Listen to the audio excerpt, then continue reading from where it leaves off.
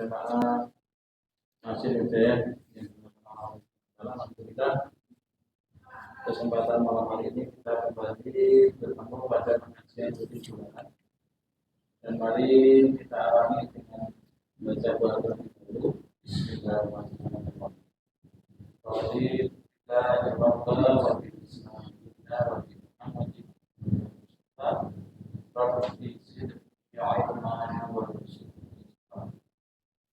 dan kami ingatkan sekali lagi ya kepada adik-adik semua perlu memperhatikan membuat kelompok sendiri terus ngobrol.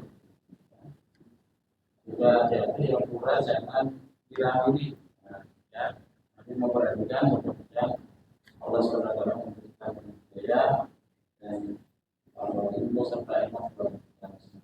Selanjutnya pada usaha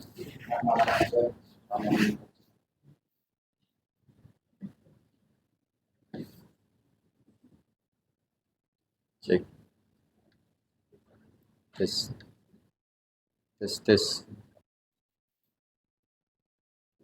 bisa itu ya, kurang dekat ya, jadi saya ke tengah. Tes.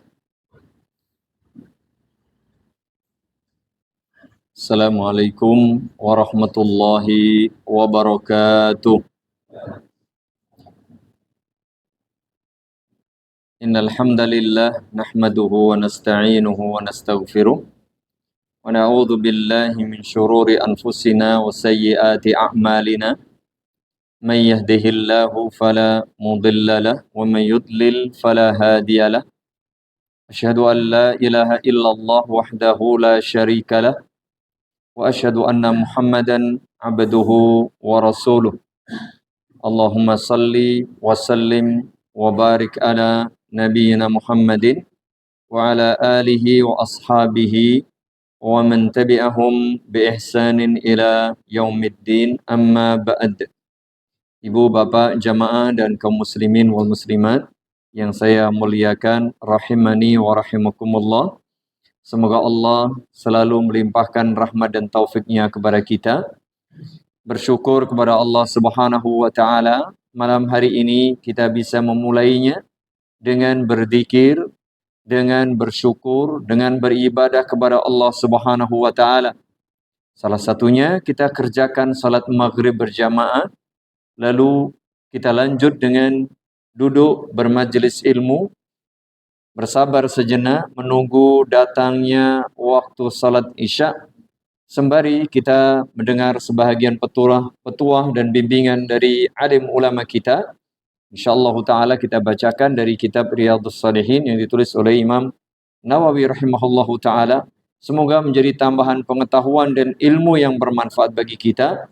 Dan semoga majlis kita menjadi majlis amal saleh yang membawa kebaikan bagi kita di dunia dan tentu kelak pada hari kiamat. Amin ya rabbal alamin.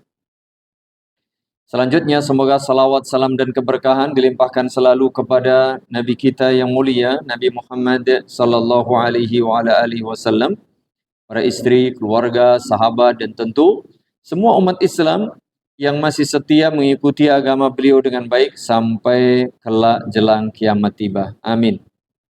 Malam hari ini insyaallah taala kita baca bab ke-17. Terakhir ingat saya bab ke-16. Itu sudah 2 bulan yang lalu. Karena awal Oktober kan?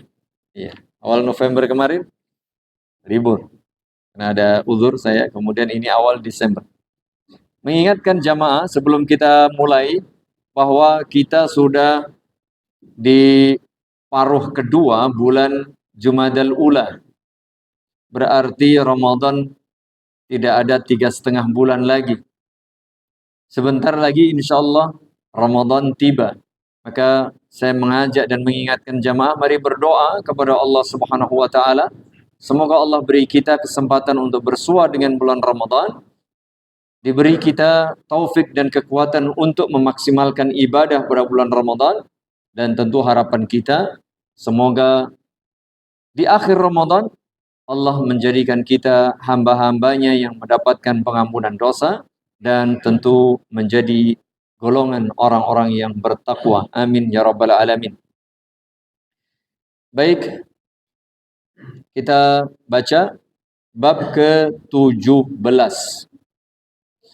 Babu wujubil inqiyadi li hukmillahi ta'ala wa ma yaquluhu man du'iya ila dzalika wa amrin bima'rufin aw nahyin 'anil munkar. Kata Imam Nawawi, bab kewajiban tunduk terhadap hukum Allah dan apa yang harus dijawab ketika seseorang diajak atau diminta untuk melakukan perintah Allah atau untuk melaksanakan yang ma'ruf dan menghindari dari hal-hal yang munkar atau keburukan. Mari kita lihat firman Allah Subhanahu wa taala yang disebutkan oleh Imam Nawawi rahimahullahu taala, yaitu ayat ke-65 surah An-Nisa. Fala wa rabbika, maka demi Tuhanmu, la yu'minuna, mereka tidak dianggap beriman, hatta yuhaqqimuka fima syajara bainahum, sampai orang-orang itu menjadikan engkau, wahai Muhammad, sebagai penentu keputusan, sebagai hakim yang menetapkan hukum atas persoalan, perselisihan, pertentangan yang terjadi di antara mereka. Kemudian summa la yajidu fi anfusihim harajan mimma qadaita. Setelah engkau beri keputusan, maka mereka tidak mendapati rasa berat di dalam hati mereka atas keputusanmu itu. Wa yusallimu taslima, kemudian mereka menerima dan melakukannya dengan sepenuh hati. Begitulah sikap seorang mukmin terhadap hukum Allah Subhanahu wa taala. Jika ada problem, hendaknya kita kembalikan kepada hukum Allah Subhanahu wa taala dan Rasulnya sallallahu alaihi wasallam. Begitu pula di dalam ayat ke-51 surah An-Nur, firman Allah Subhanahu wa taala, innama kana qaulal mu'minin, ucapan orang-orang beriman, idza du'u ila Allahi wa rasulih, jika diajak menuju Allah dan Rasulnya, liyahkuma bainahum, agar Allah menentukan hukum di antara mereka, hanyalah an yaqulu, mengucapkan sami'na wa ata'na. Kami mendengar keputusan hukum Allah dan Rasulnya, wa ata'na, dan kami menaatinya. Begitu mestinya setiap mukmin, setiap muslim, jika diajak supaya melaksanakan hukum dan syariat agama Allah Subhanahu wa taala. Wa ulaika humul muflihun. Mereka itulah orang-orang yang beruntung. Apa itu? Orang yang sami'na wa ata'na. Termasuk jamaah, kita diperintah supaya salat 5 waktu, sami'na wa ata'na. Ketika ada panggilan hayya 'alas shalah, mari salat. Hayya 'alal falah, mari menuju keberuntungan. Apa yang dilakukan? Sami'na, kami dengar panggilan itu, wa ata'na, dan kami taati. Begitu pula kelak, ya 3 bulan lebih dikit lagi, jika ada perintah berpuasa pada bulan Ramadan, maka ketika orang-orang beriman, kutiba alaikumus shiyam, diwajibkan bagi kalian berpuasa, maka tiada kata yang terucap dari lisan setiap mukmin kecuali apa? Sami'na wa ata'na. Begitu seterusnya jemaah. Ada perintah-perintah dari Allah dan Rasulnya, ya konsekuensinya sami'na wa ata'na. Sebaliknya kalau kita dilarang, jangan berbuat syirik, ya, jangan ikut perayaan-perayaan yang berbau syirik, maka sami'na wa ata'na. Jangan menghambur-hamburkan harta, jangan buang-buang waktu, tenaga, pikiran, duit hanya untuk hal-hal yang tidak berguna, apalagi begadang sampai malam, lalu ini dan itu, apalagi melakukan perbuatan maksiat yang lain. Mungkin minum khamar, mungkin berbuat maksiat yang lain. Kalau dilarang melakukan itu, ya sudah, tiada kata kecuali sami'na wa ata'na. Dan itulah orang-orang yang beruntung, jamaah. Maka di dalam panggilan azan itu, yang pertama hayya 'alas shalah. Ayo mari melaksanakan salat. Lalu kalimat berikutnya hayya 'alal falah. Mari ayo meraih kemenangan, keberuntungan, kesuksesan. Berarti jamaah, agar orang itu beruntung, sukses, bahagia, selamat, syaratnya segera penuhi panggilan azan. Jadi sebenarnya resep orang bahagia, orang beruntung itu sudah diberi 5 kali atau kadang sampai 6 kali dipanggil kita hayya 'alas shalah, hayya 'alal falah. Selalu itu satu paket tuh. Setelah hayya 'alas shalah, hayya 'alal falah. Karena orang untuk beruntung itu harus salat, jemaah. Artinya untung bukan hanya dunia, untung dunia dan akhirat. Kalau untung duniawi yang sifatnya sementara mungkin banyak. Orang tidak sami'na wa ata'na jika diperintah melakukan kebaikan, tidak sami'na wa ata'na jika dilarang dari keburukan, tapi itu kok ia sehat ya, tapi kok dia sukses usahanya, tapi dia kok banyak duitnya, hartanya. Ya itu sementara jamaah di dunia. Dan itu belum tentu bahagia, meskipun dia mungkin untung duitnya, untung usahanya. Tapi orang yang beriman pastilah beruntung dunia dan akhirat. Itu bedanya. Itu bedanya jamaah. Sehingga ini kalimat innama kana qaulal mu'minina idza du'u ila Allah wa rasulih liyahkuma bainahum an yaqulu sami'na wa ata'na. Begitu pula di dalam bab ini beliau menyebutkan satu hadis agak panjang ya. Satu hadis an Abi Hurairah radhiyallahu anhu qala lamma nazalat ala Rasulillah sallallahu alaihi wasallam lillahi ma fis samawati wa ma fil ard wa in tubdu dan seterusnya. Ketika ayat ini turun kepada Rasulullah sallallahu alaihi wasallam, ishtadda dzalika ala ashabi Rasulillah sallallahu alaihi wasallam. Terasa berat ayat ini bagi orang-orang yang beriman. Terasa berat. Ayat ini ketika sampai kepada para sahabat. Kemudian fa'atau Rasulullah sallallahu alaihi wasallam. Para sahabat akhirnya mendatangi, menghadap Rasulullah sallallahu alaihi wasallam. Summa baraku 'ala ar-raqib. Maaf, summa baraku 'ala ar-rukab. Kemudian mereka duduk bersimpuh. Faqalu sambil mengadu, "Ai Rasulullah, wahai baginda Rasul, kullifna minal a'mali ma nutiq." Kita diberi beban, tanggung jawab, tugas yang rasanya kami tidak mampu untuk melaksanakannya. As-salat wal jihad was siyam was sadaqah. Ini sudah dibebankan kepada kita. Begitu tambah lagi waqad unzilat 'alaika hadhil ayah wala nutiquha. Sudah diperintah supaya salat, supaya berjihad, supaya berpuasa, supaya bersedekah, berzakat. Masih ada ini ayat. Wa in tubdu ma fi anfusikum aw tukhfuhu yuhasibakum bihillah. Ini ayat yang berat. Ya.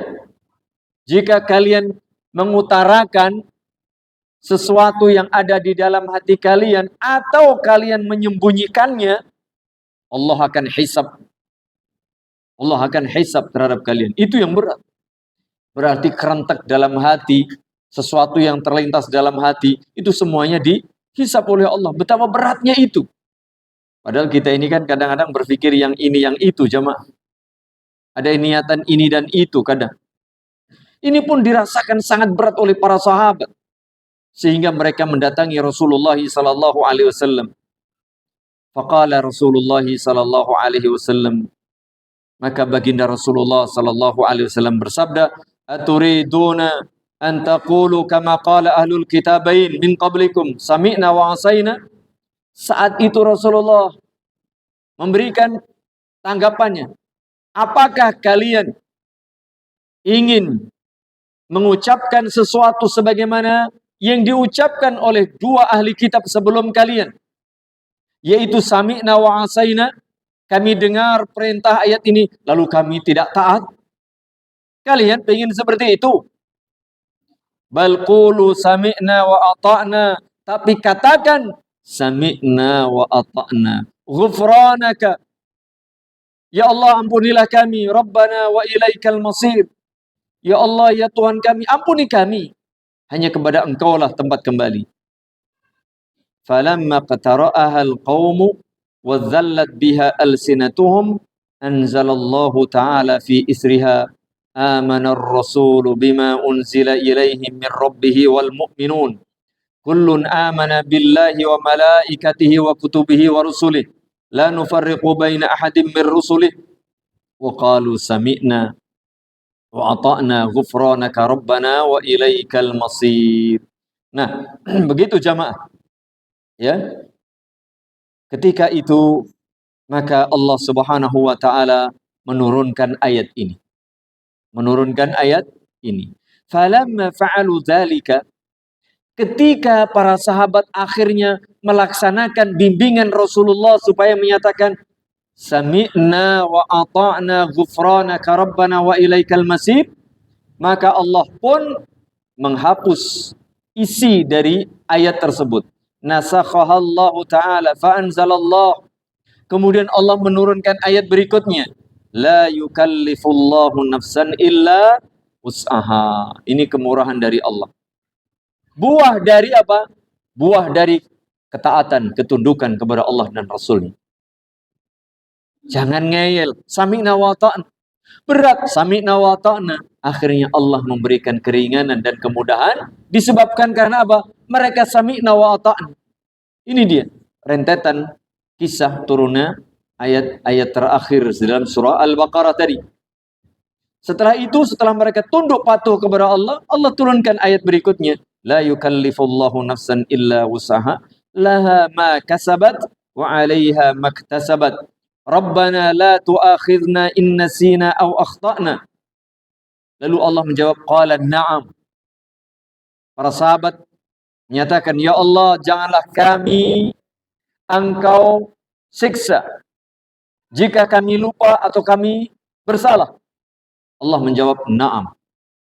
Rabbana wala tahmil alaina isran kama hamaltahu 'alal ladzina min qablina. Ya Allah, jangan Engkau bebani kami sesuatu yang berat sebagaimana Engkau bebankan kepada orang-orang sebelum kami. Qal, na'am. Allah menjawab, iya. Rabbana wala tuhammilna ma la taqata lana bih. Dan janganlah bebani kami sesuatu yang tidak mampu kami lakukan. Qala na'am. Wa'fu anna waghfir lana warhamna anta maulana fansurna 'alal qaumil kafirin. Qala na'am. Buah dari ketundukan, kepatuhan terhadap perintah Allah dan Rasulnya, akhirnya Allah kasih kemudahan-kemudahan. Allah kasih pengampunan. Allah tidak memberatkan mereka. Allah kasih rahmat. Allah kasih pertolongan mereka dari orang-orang kafir. Begitu jamaah. Sehingga bagi kita umat Islam, kalau Allah dan Rasulnya sudah menetapkan hukum, ya mau tidak mau kita mesti sami'na wa ata'na. Meskipun memang sepintas berat, tapi ingat, apapun yang terasa berat itu pastilah mampu dilakukan. Mengapa? La yukallifullahu nafsan illa wus'aha. Itulah kaidah yang berlaku pada hukum syariat agama Islam. Pasti semua hukum ini bisa dikerjakan karena Allah Maha tahu. Allah tidak mungkin memberi beban kepada hamba-hambanya sesuatu yang di luar kemampuan mereka. Tinggal kita mau atau tidak.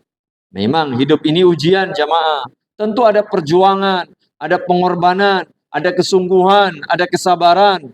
Salat itu, kalau dibilang mudah, yang mudah, dibilang sulit-sulit. Dibilang ringan-ringan, dibilang berat-berat. Kalau dibilang ringan, nyatanya bapak-bapak yang sepuh juga salat 5 waktu rutin. Kalau dibilang berat, nyatanya yang muda-muda juga tidak mampu berjalan ke masjid. Dan persoalan berat atau ringan, mudah atau sulit itu bergantung usaha kita jamaah. Dan tentu taufik dari Allah Subhanahu wa taala. Semua akan menjadi ringan dan mudah jika Allah beri taufik. Maka bergantung perjuangan kita. Kita mau atau tidak.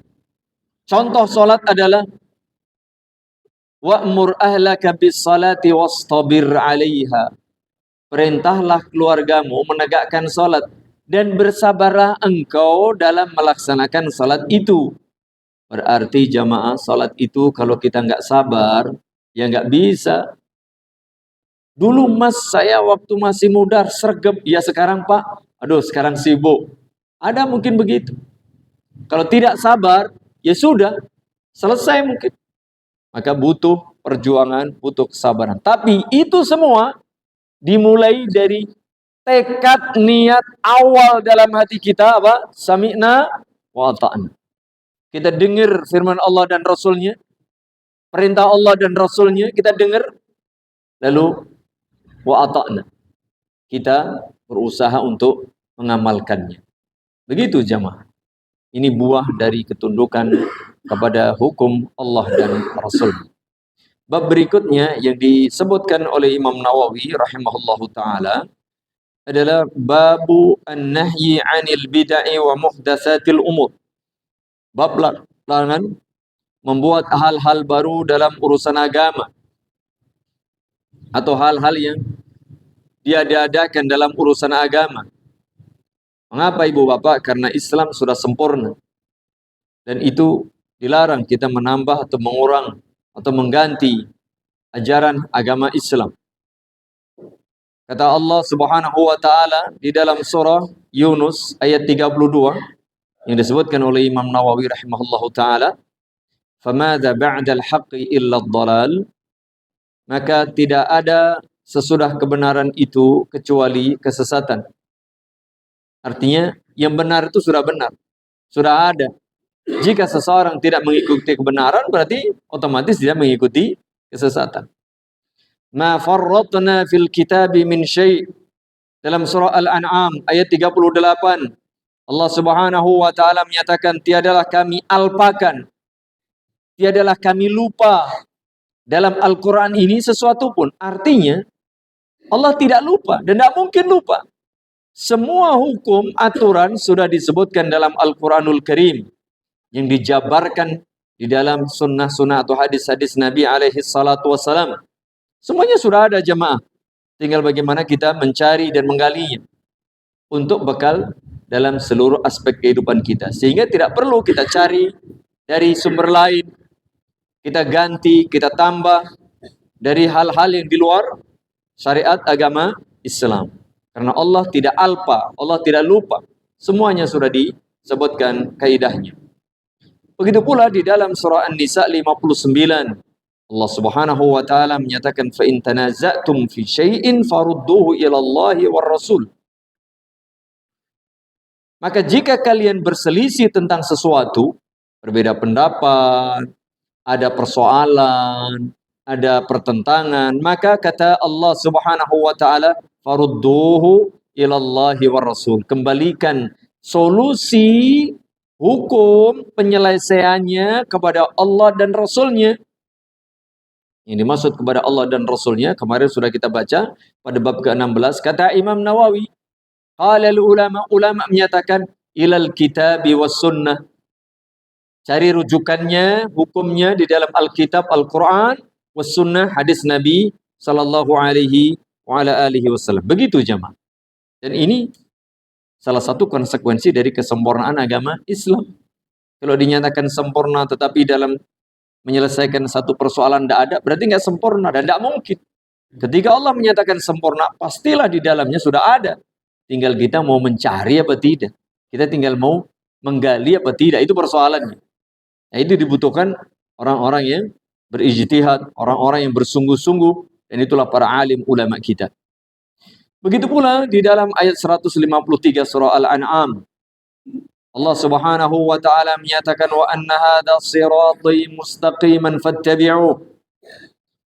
Dan sesungguhnya ini adalah jalanku yang lurus, maka ikutilah jalan yang lurus itu. Wala tattabi'us subula, dan jangan kalian ikuti jalan-jalan yang lain. Jalan-jalan yang tidak lurus itu banyak, sedangkan jalan yang lurus hanya satu, as-siratal mustaqim. Yang setiap rakaat salat kita berdoa kepada Allah agar kita terus diberi bimbingan hidayah, istiqamah di atas jalan yang lurus. Mengapa jemaah? Karena di kanan kiri jalan yang lurus ini banyak jalan yang menyesatkan, yang setiap ujung jalan tersebut ada syaitan yang mengajak ke dalam kesesatan mereka. Kalau seseorang mengikuti jalan-jalan yang menyimpang, jalan-jalan yang menyesatkan tadi, keluar dari trek jalan yang lurus, fatafarraqa bikum an sabilih, pastilah kalian akan menyimpang dari jalan yang lurus. Pastilah kalian akan tercerai-berai dari jalan yang lurus tadi. Kalimat ini jelas jemaah, perintah kepada kita supaya istiqamah di atas agama ini. Lebih-lebih pada zaman kita ini betapa banyak godaan, gangguan, ajakan, propaganda, iming-iming untuk keluar dari trek atau jalan yang as-siratal mustaqim tadi. Maka butuh kesabaran jemaah, butuh kesungguhan, butuh perjuangan untuk istiqamah. Ibaratnya tarik sana, tarik sini, dihembus ke sana, hembus kemari. Ya, kalau kita nggak tegar, nggak kokoh, nggak kuat, maka bisa ambruk, bisa tumbang, bisa terseret ke sana kemari, bisa berhenti, bisa balik kanan, dan seterusnya. Dan itu semuanya butuh, tadi salah satunya, kita berilmu. Nah, untuk berilmu kita belajar. Nah, salah satunya mendengar bimbingan sebagian ulama, diantaranya adalah dari kitab Riyadhus Shalihin, tulisan Imam Nawawi rahimahullahu ta'ala. Berikutnya pula, yang disebutkan oleh Imam Nawawi dalam surah Ali Imran ayat 31. Qul in kuntum tuhibbunallah. Nah, ini dia. Katakan wahai Muhammad, jika kalian mengaku cinta Allah, fattabi'uni.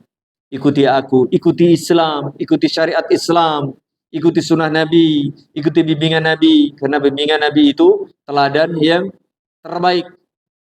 Kan begitu? Niscaya yuhibbukumullah wa yaghfir lakum dzunubakum. Niscaya Allah mencintai kalian dan mengampuni dosa-dosa kalian. Kemudian Imam Nawawi rahimahullahu ta'ala menyebutkan beberapa hadis pada bab ini, bahkan cuma 2 hadis pada bab ini.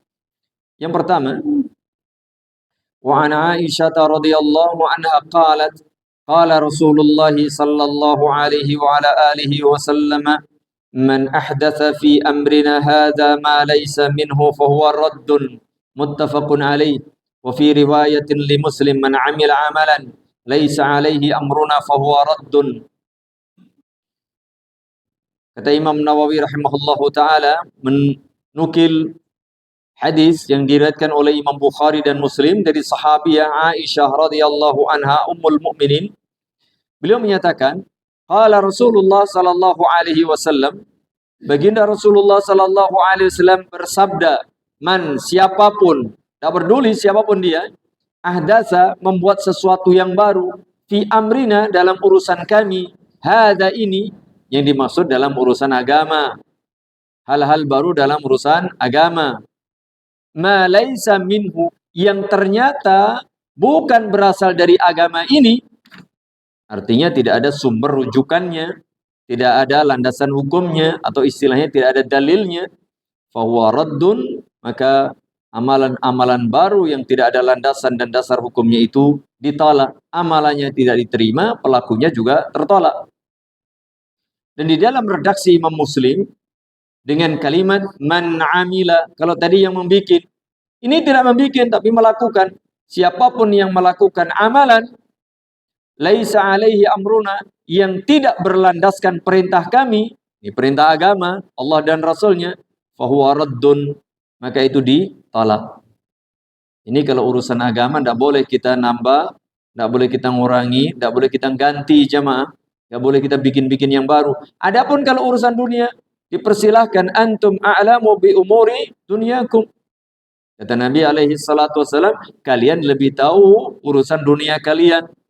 Teknologi, ada HP, ada internet, ada mikrofon, ada loudspeaker, ada penemuan-penemuan teknologi canggih dan mutakhir, itu pun semua nggak akan dipersilahkan dengan catatan itu membawa manfaat dan kebaikan.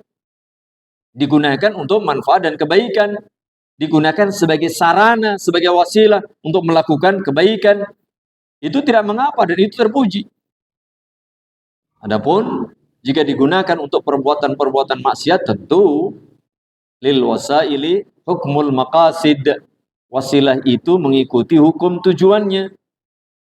Jika perkara-perkara yang sebagai sarana itu untuk kebaikan, maka menjadi baik. Jika dipakai untuk keburukan, maka status hukumnya juga tidak baik, alias buruk.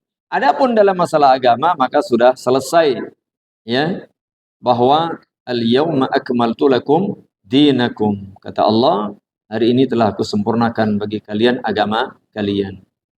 Kemudian hadis kedua yang disebutkan oleh Imam Nawawi rahimahullahu taala dari sahabat an Jabir radhiyallahu anhu qala kana Rasulullah sallallahu alaihi wasallam idza khataba ihmarat aynahu. Kebiasaan Nabi sallallahu alaihi wasallam ketika berkhutbah, beliau dengan semangat, dengan suara yang lantang supaya bisa didengar oleh seluruh jamaah. Maka sampai tampak memerah mata beliau, wa ala sautuhu, lantang suara beliau, washtadda ghadabuhu, dengan semangat seakan-akan beliau marah. Meskipun tidak marah, ya.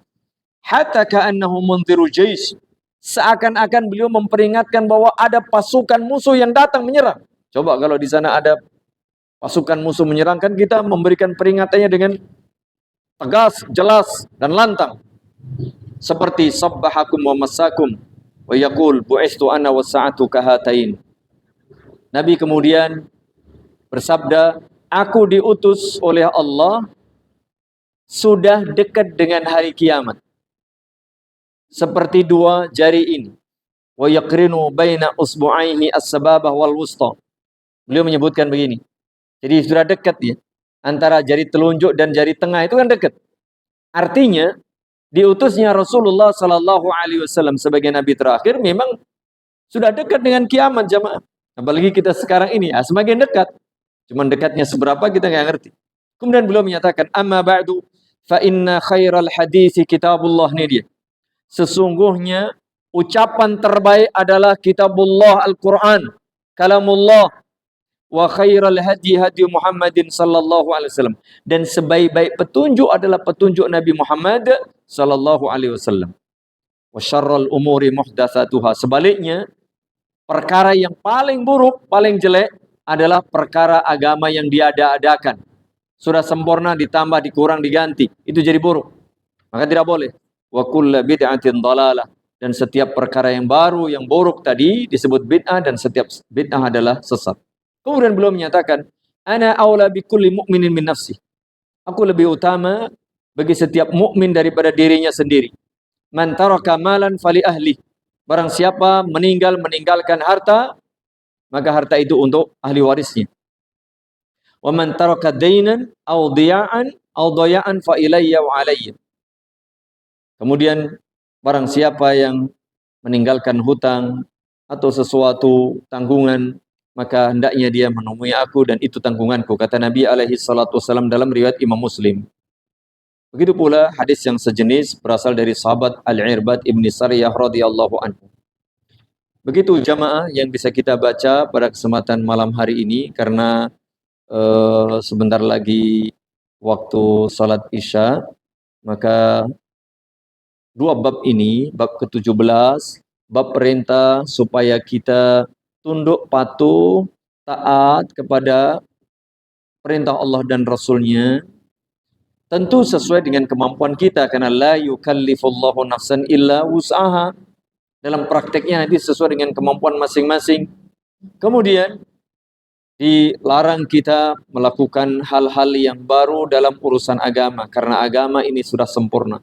Ketika Allah dan Rasulnya menyuruh kita sami'na wa ata'na, ingat, agama sudah sempurna. Dan itu sebagai solusi segala problem dan persoalan kita. Jika kita beriman, sami'na wa ata'na, yakinlah Allah akan kasih jalan keluar sebagaimana sahabat dahulu diberi jalan keluar. Demikian jamaah, semoga bermanfaat, lebih kurangnya mohon maaf. Semoga Allah Subhanahu wa taala senantiasa membimbing kita, keluarga kita, orang tua kita, putra-putri kita, keturunan kita, saudara-saudara kita, umat Islam semuanya, para pemimpin kita juga, seluruh umat Islam dimanapun berada. Semoga Allah beri kita taufik, beri kita bimbingan agar istiqomah di atas agama ini dan diberi kemudahan segala urusan kita, serta kita ditolong oleh Allah menjadi hamba-hamba Allah yang dimenangkan atas musuh-musuhnya, diberi keselamatan, kebahagiaan dunia dan keselamatan, kebahagiaan kelak pada hari kiamat. Amin ya rabbal alamin. Subhanakallahumma wa bihamdika asyhadu an la ilaha illa anta astaghfiruka wa atubu ilaik. Assalamualaikum warahmatullahi wabarakatuh.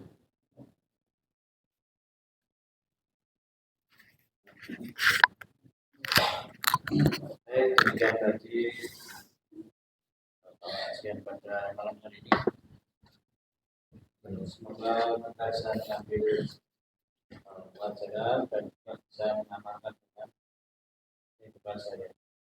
Kita akhiri dengan bersama doa. Dari saya banyak kesalahan yang maaf. Assalamualaikum warahmatullahi wabarakatuh. Assalamualaikum.